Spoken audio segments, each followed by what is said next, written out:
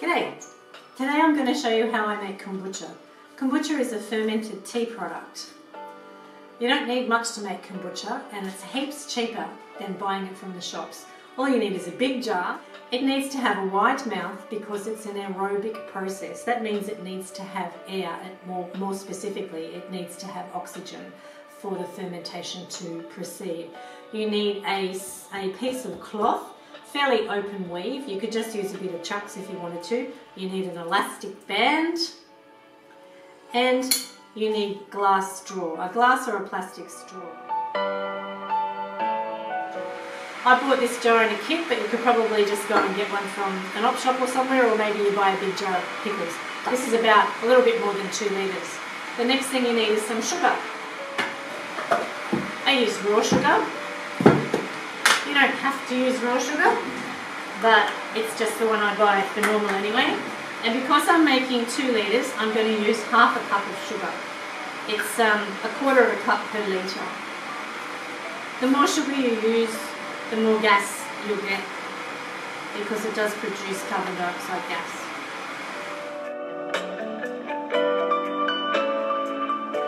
Now, your container does not need to be sterile, but it needs to be clean. So I just wash it with warm soapy water and then rinse it out really well. So you're going to have your half a cup of sugar.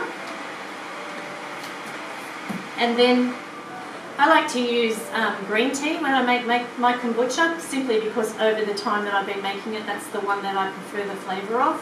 But you can use black tea, no problems. In fact, I think most people probably do. I also use a ginger and lemon flavoured herbal tea, because I usually do my secondary flavouring with ginger. So I just put that there, and then I just use a spoon or something to hold it in place. So pour it in. Make sure you leave a little bit of space for the 200 ml that you have to add.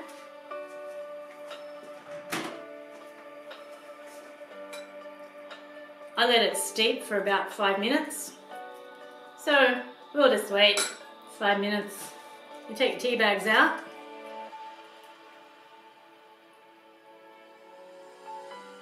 And then you just have to wait for the water to cool down to at least 37 degrees. You can't put the SCOBY in when it's more than 37 degrees. So I'll come back later.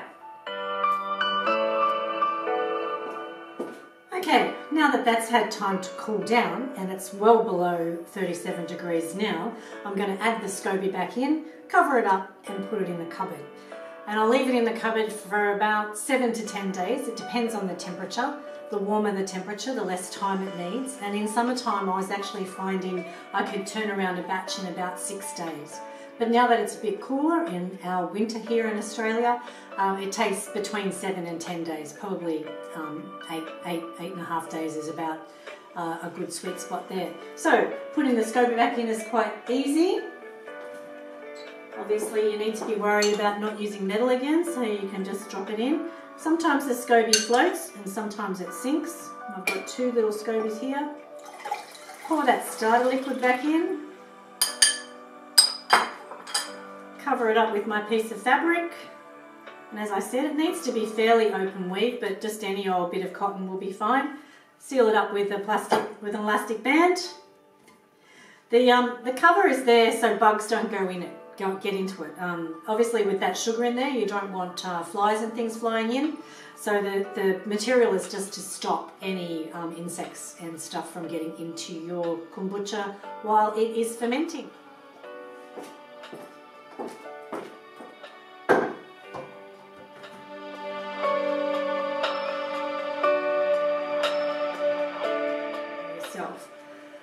Before you can bottle your kombucha, you need to make sure that it is ready to bottle. So the way that you do that is to test to see what the sugar level is like.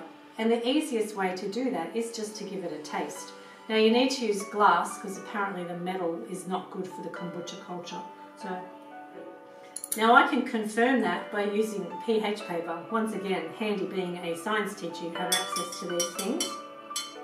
Just give it a stir because it's changes changes acidity profile if you don't stir it. And you stick it in and you have a look at the colours.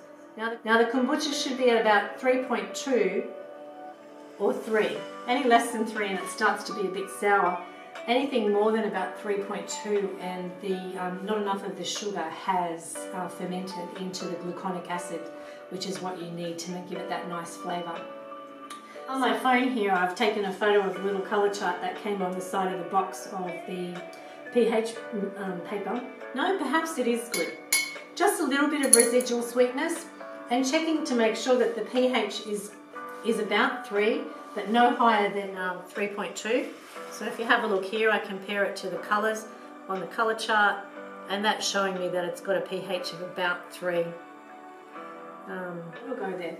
So as I said, you need to be careful to make sure that you don't use any metal components on your kombucha.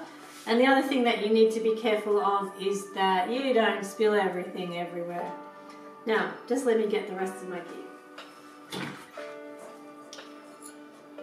Okay, so I've got a clean glass bowl. You need a fine sieve. I just use this one that I had, in my cupboard. And then you need to strain it. Now just be careful. You need to keep a little bit of the juice in the bottom. Yep. And just be careful. What you saw just plopping out then was the SCOBY.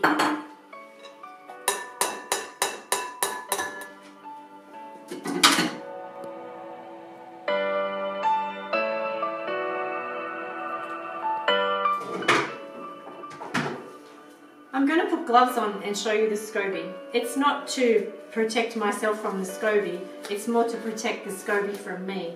Because even though I washed my hands before I started, they're likely to still just have my resident microflora on them. And I don't know how that affects the SCOBY, but I'd rather not infect it. So the SCOBY is a symbiotic culture of bacteria and yeast. It feels like jelly, and you'll see that it's made almost a perfect circle. It'll make the same size. It'll make the same size culture as the size of the jar. So that's about the diameter of the jar. Now that is a relatively fresh SCOBY. It's quite light in colour. They do make what they call pups. So this is probably the pup. You can see it's a little slimy little bugger. You can see it's a bit smaller than the other one. So what happens is that you'll have a parent and it will make a pup underneath it. Now you need to save some of your acidic liquid to put back into the second lot of, or to put back into the next lot of kombucha that you're making. So, okay, the next step is the secondary fermentation. I'll just put my little SCOBY out of the way over there and wipe down my bench again and see how messy a cook I am. Okay, I normally don't use this big wide bowl because it's a bit hard to pour out of. I normally use a narrow one, but I know when I use that I spill stuff, so I didn't want to be spilling anything on video, so I thought I'd use the wide bowl, but I spilled everything anyway. I'm going to flavour this one with ginger when I get around to it. I just used 2 old sauce bottles. You can buy bottles if you like. Like I said, I usually normally use a jug, a plastic jug, but for the sake of the exercise here, I'll just do this.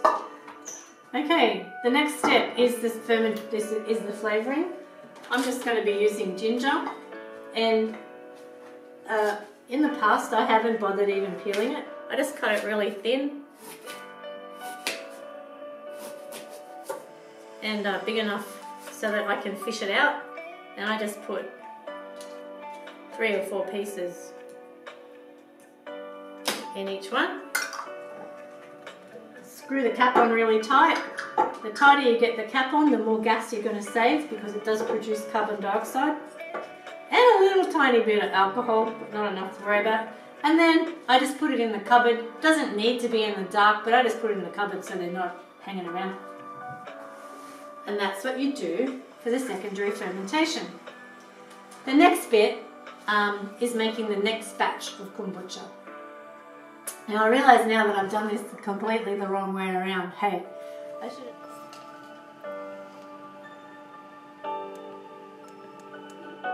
So the steps again. Make sure you have a wide open mouth jar. Don't use any metal utensils. If you can, get hold of pH sticks, otherwise just rely on the flavour. When it tastes sour enough to you, that's when it's ready. Make sure that your equipment is clean, but it doesn't need to be sterile, but it does need to be very clean because you don't want to have any cross-contamination. You should then leave it for 7 to 10 days depending on the ambient temperature. Then you strain it and bottle it, and then you leave it for another 3 to 5 days for secondary fermentation with whatever flavourings you might like to add. So that's it for the kombucha. Thank you.